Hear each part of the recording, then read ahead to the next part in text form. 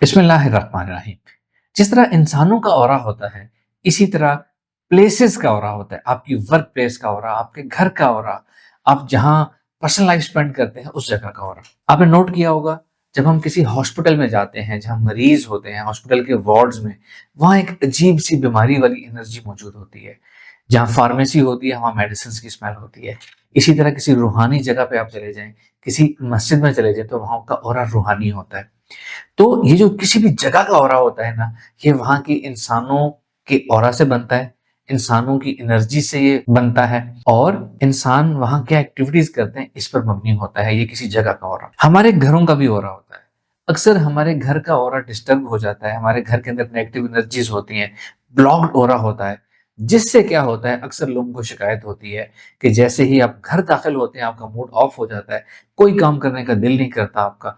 घर से बाहर निकलते हैं तो आप बहुत फ्रेश होते हैं, ज़हन अच्छा चलता है, आपके अंदर नई आइडियाज़ आते हैं, क्रिएटिविटी आती है, लेकिन घर में सब कुछ ब्लॉक हो जाता है, बंद हो जाता है। वो इसलिए कि आपके घर का ऑरा ब्लॉक हो सकता है, डिस्टर्ब हो सकता है। अगर ऐसा आपके साथ है तो आपने इसमें क्या करना है कि आप अपने घर का ऑरा क्लींस करना है। घर का ऑरा क्लेंस करने का क्या तरीका है कि सबसे पहले आपको अपनी ऑरा एनर्जी एक्टिवेशन आनी चाहिए। अपनी ऑरा एनर्जी निकालने की प्रैक्टिस करें आप head, abdomen, chest, 3 energy point से।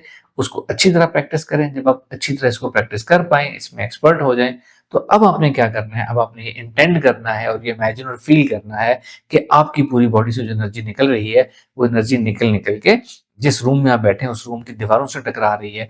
और ये आप अपनी विजुअलाइजेशन में देखें कि जैसे ही आपकी एनर्जीज दीवारों से टकराती हैं, वहां से कुछ ना नजर आने वाला, कुछ ब्लर सा, अनअंडरस्टैंडेबल कोई चीज जो है वो गिरना शुरू हो जाती है। इसको वायरस की शक्ल में देख सकते हैं, या जैसे कोई शीशे जैसे टूटते हैं, गिरते हैं, उस तरह देख सकते हैं, या किसी भी डस्ट की फॉर्म में देख सकते हैं कि आपकी एनर्जीज घर की दीवारों को टच कर रही हैं और वहां से कुछ ना कुछ गिर रहा है, और वो दीवारें क्लीन हो रही हैं, दीवारों की रंगत साफ हो रही है, उनकी कॉम्प्लेक्शन ठीक होती चली जा रही है। यही काम आपका छत, रूफ के साथ होगा, सीलिंग के साथ होगा। फिर यही काम आपने अपने घर के हर कमरे के साथ करना है।